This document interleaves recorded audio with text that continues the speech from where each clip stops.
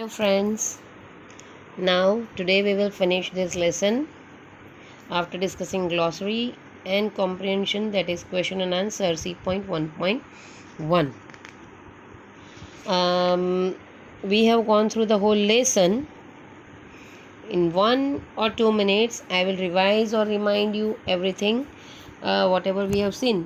જે જોયું તે એકાદ 2 મિનિટમાં આપણે જોઈ લઈએ તો ઓટોમેટેડ ફેબ્રિકેશન, કમ્પ્યુટર ગાઈડેડ બનાવટ, કમ્પ્યુટરના આધારે ડિઝાઇનિંગ કરીને જે બનાવટ કરેલી હોય તે.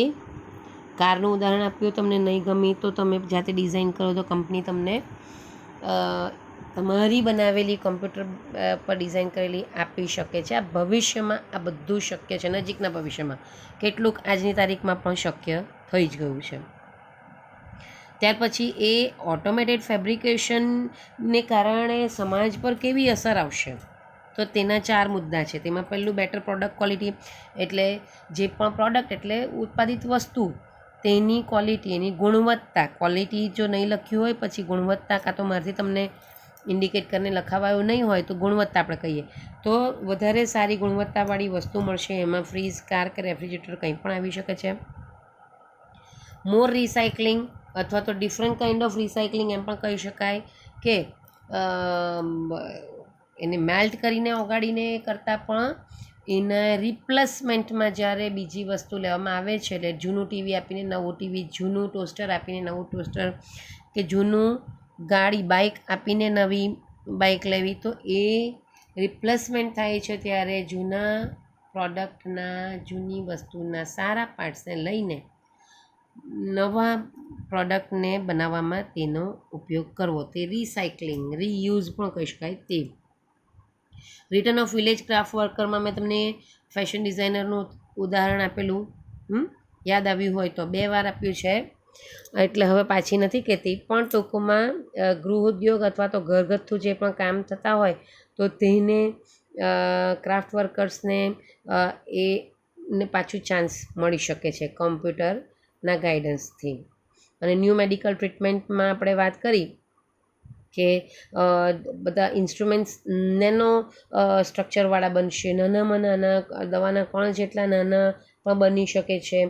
જૂના વપરાઈ ગયેલા વૃદ્ધ થયેલા કોષોને પાછા રિવર્સ કરી શકાશે, જે રેટિફાઈડ થયેલા હોય, ઓફકોર્સ ચેક થયેલા હોય, સંમતિ પ્રાપ્ત કરેલા હોય તેવા. વૃદ્ધાવસ્થા હવે વધુ સ્વાસ્થ્યપૂર્ણ રહી શકે છે. એટલું જ નહીં પણ લાઈફ સ્પાન પણ વધારી શકાશે અને બોડીને રીડિઝાઇન કરી શકાશે, અને તે પણ કોઈ પણ દુઃખ સહન કર્યા વગર. એ આપણે મેડિકલ ટ્રીટમેન્ટમાં જોયું. અને છેલ્લે કન્ક્લુઝન એમ આવેલું હતું કે આર્ટ, મ્યુઝિક કે સાયન્ટિફિક ડિસ્કવરી નવી એ થઈને તેમાં ગોલ્ડન સુવર્ણ યુગ લાવી શકાય છે. પણ શું લોકોને એમાં ઇન્ટરેસ્ટ હશે ખરો કે મને આ પ્રકારની ઘડિયાળ જોઈએ છે તો હું ડિઝાઇન કરીને કંપનીને મોકલું, કે જેથી એ પણ કો કન્સ્ટ્રક્ટર બને? શું હ્યુમન બિંગને કે યુથને ખાસ કરીને પાછો એવો ઇન્ટરેસ્ટ હશે ખરો કે મારી ડિઝાઇનનો મોબાઈલ, મારા ડિફરન્ટ ફીચરવાળો, નવા ફીચર્સવાળો મોબાઈલ હું ઇન્ટ્રોડ્યુસ કરું, કંપનીને બતાવું અને કંપની એ પ્રકારનું બનાવે? એવો ઇન્ટરેસ્ટ લોકોમાં રહેશે? એ મોટો પ્રશ્ન છે. આટલે સુધી આપણે ડિસ્કસ કરેલું મિત્રો. હવે ગ્લોસરી જોઈ લઈએ ઝડપથી. ઓટોમેટેડ, હું બોલી જ ગઈ છું, કમ્પ્યુટર ગાઈડેડ, કમ્પ્યુટરના માર્ગદર્શન દ્વારા બનાવવામાં આવેલી ડિઝાઇન એક્સેટ્રા. મેનિપ્યુલેટ કરવું એટલે ચેન્જ લાવવો, મેક ચેન્જીસ, બદલાવ કરવો, મેનિપ્યુલેટ, બરાબર.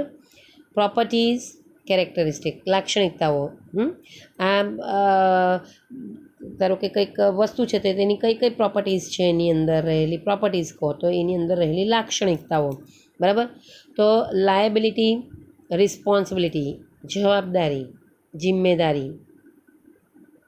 ડિક્લાઇન, ઓછું થવું, રિડક્શન, ડાઉનટર્ન.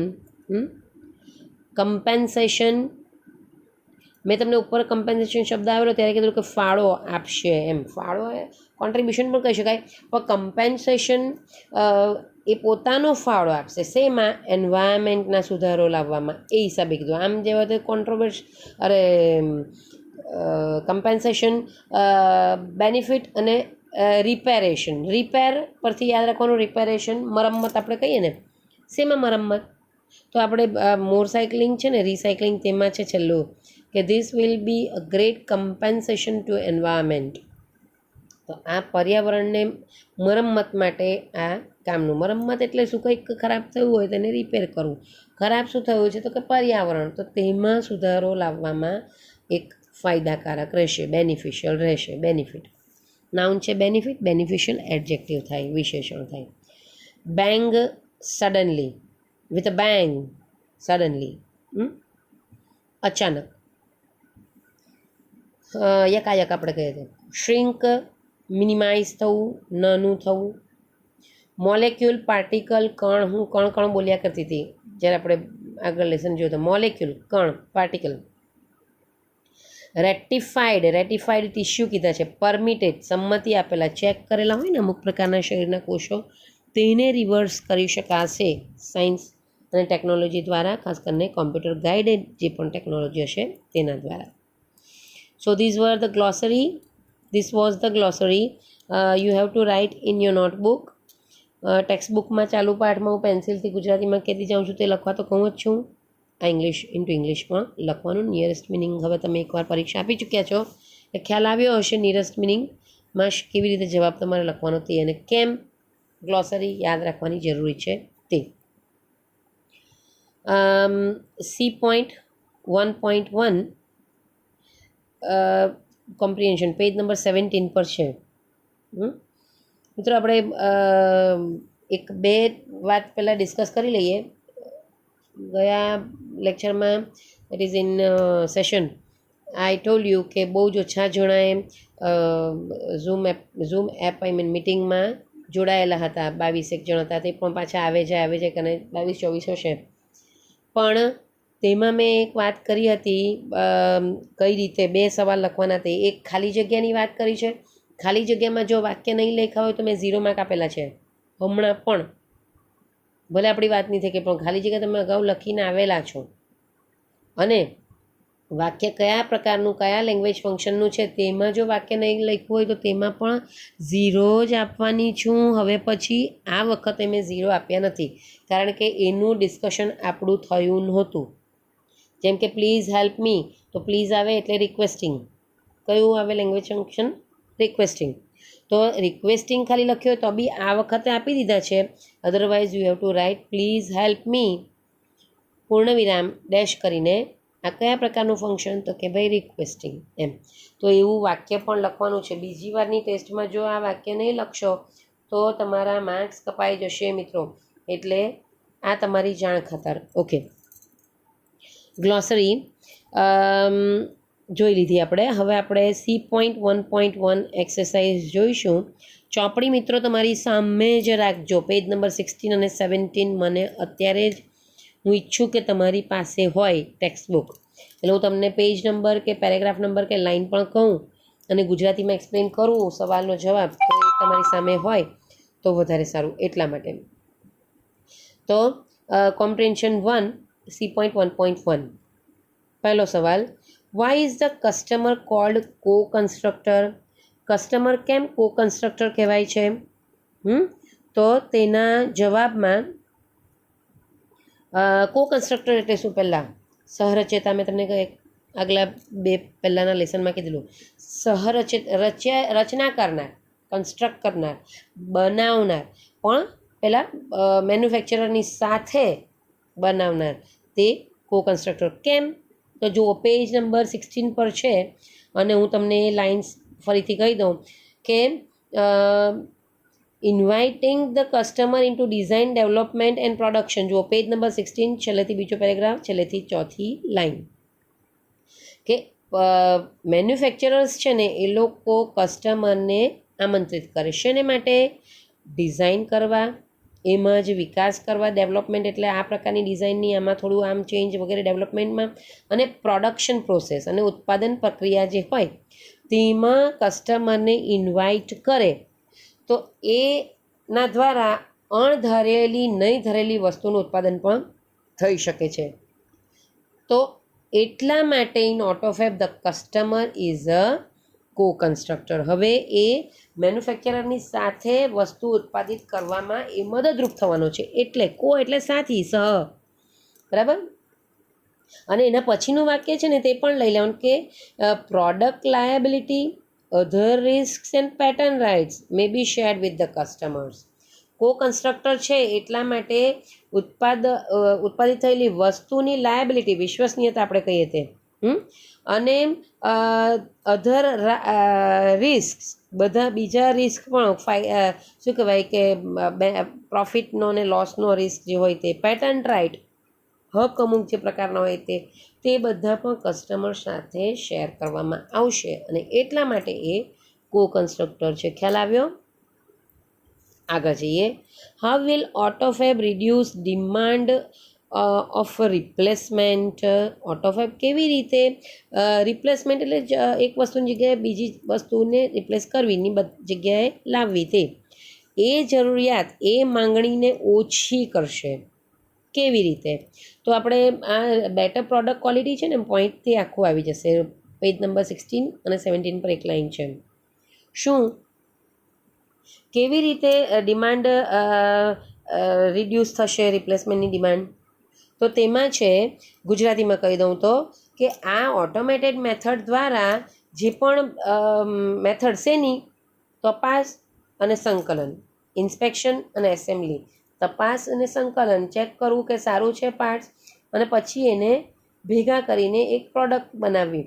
તો તપાસ અને સંકલનવાળું જે છે તે હવે ક્વોલિટી એટલે કે ગુણવત્તા અને ડ્યુરેબિલિટી,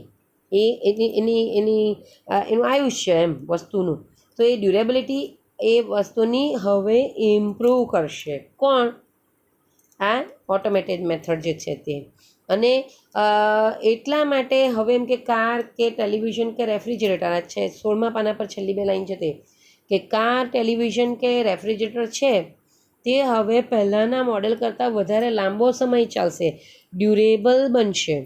અને જો લાંબો સમય વસ્તુ ચાલતી હોય તો પછી એને રિપ્લેસમેન્ટ કરવાની જરૂરિયાત ઓછી થઈ જાય, ડિક્લાઇન થઈ જાય. ડિક્લાઇન થવું, રિડ્યુસ થવું. તો ડિક્લાઇનની જગ્યાએ રિડ્યુસ શબ્દ આપણા સવાલમાં છે, અને પેરેગ્રાફમાં તમને ડિક્લાઇન હોય એટલે તમને જવાબ મળે જ નહીં એવું થઈ જાય. એટલા માટે પણ મિત્રો ગ્લોસરીના શબ્દોના અર્થ ઇંગ્લિશ ટુ ઇંગ્લિશ જાણેલા હોય તો આવી રીતે સમાનાર્થી શબ્દ મૂકીને સવાલ પૂછે ને તો પણ તમને આવડે. Okay. How will Autofac boost the local commerce. સ્થાનિક કોમર્સ એટલે વ્યવસાય બધો જે છે તે, લોકોનો વ્યવસાય કરતા પ્રોફેશન કહેવાય તો પણ અર્થતંત્ર કહી શકાય. તો લોકલ કોમર્સને કેવી રીતે પ્રોત્સાહિત કરશે ઓટોફેબ? પ્રોત્સાહિત કરવું કયા શબ્દ માટે છે ચોપડીમાં, આપણા સવાલમાં? બૂસ્ટ કરવું તે.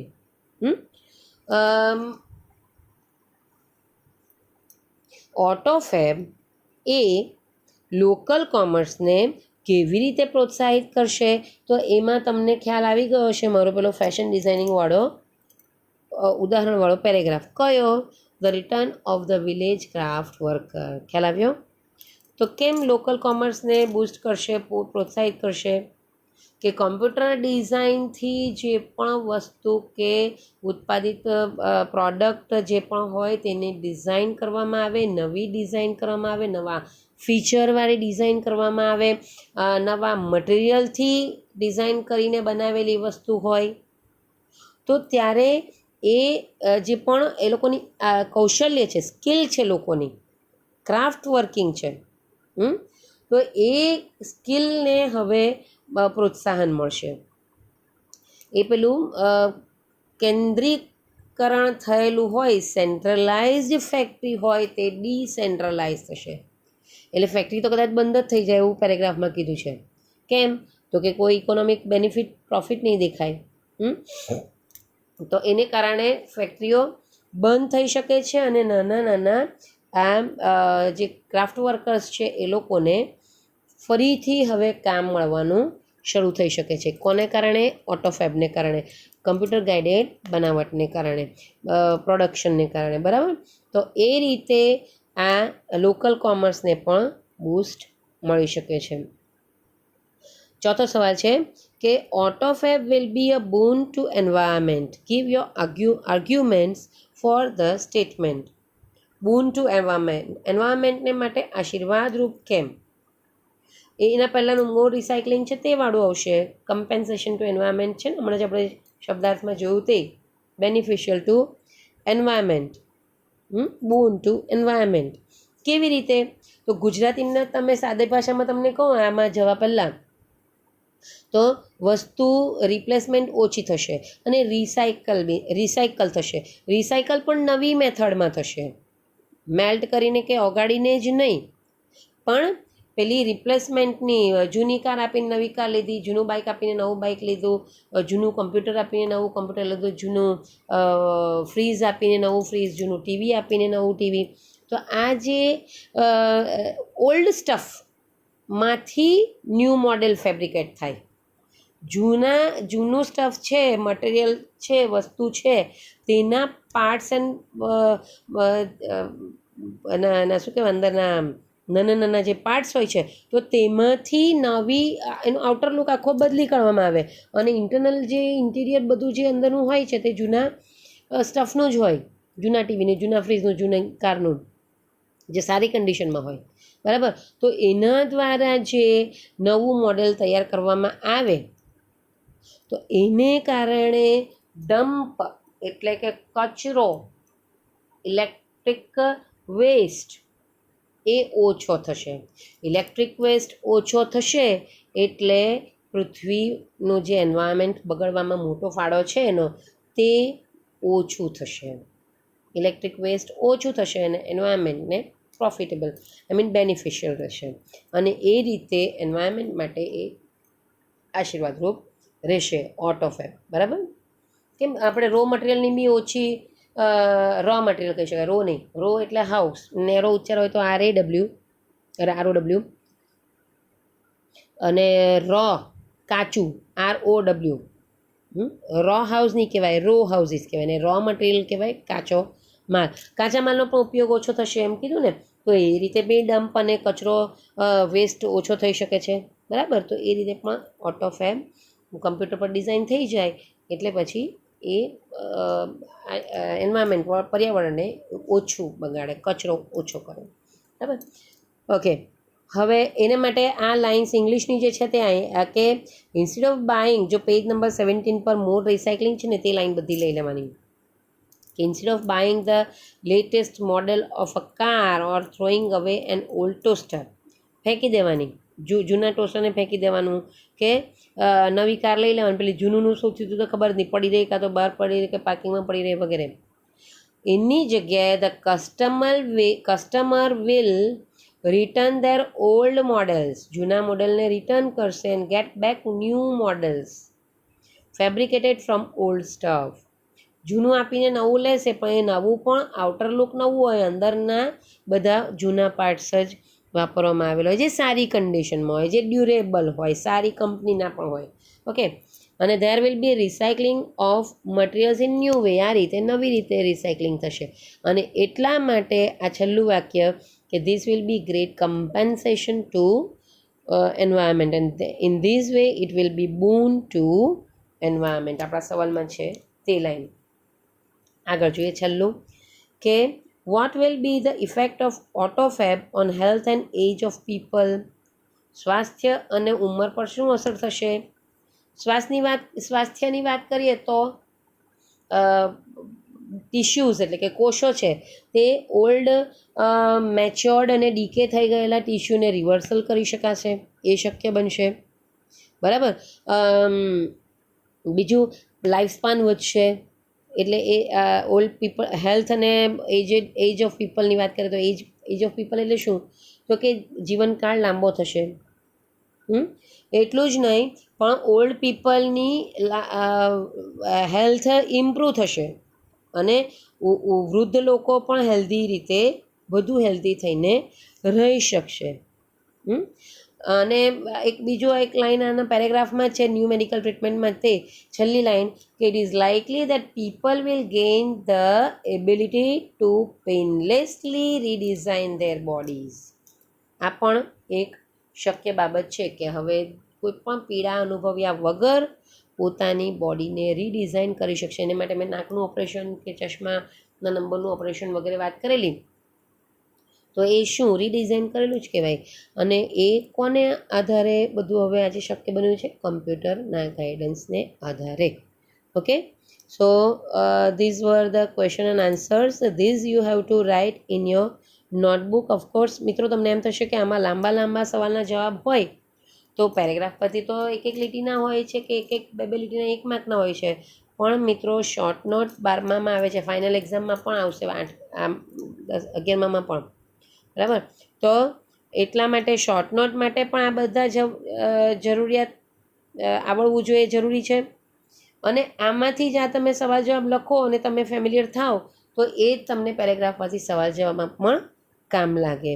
ઓકે મિત્રો, so what you have to do, write glossary in your notebook, title આપીને યુનિટ 2 રીડ 1 અને C.1.1ના સવાલ જવાબ 5 તમારે લખવાના રહેશે. મેં તમને પેજ નંબર સાથે કીધું તો છે જ કયો સવાલનો જવાબ ક્યાં છે.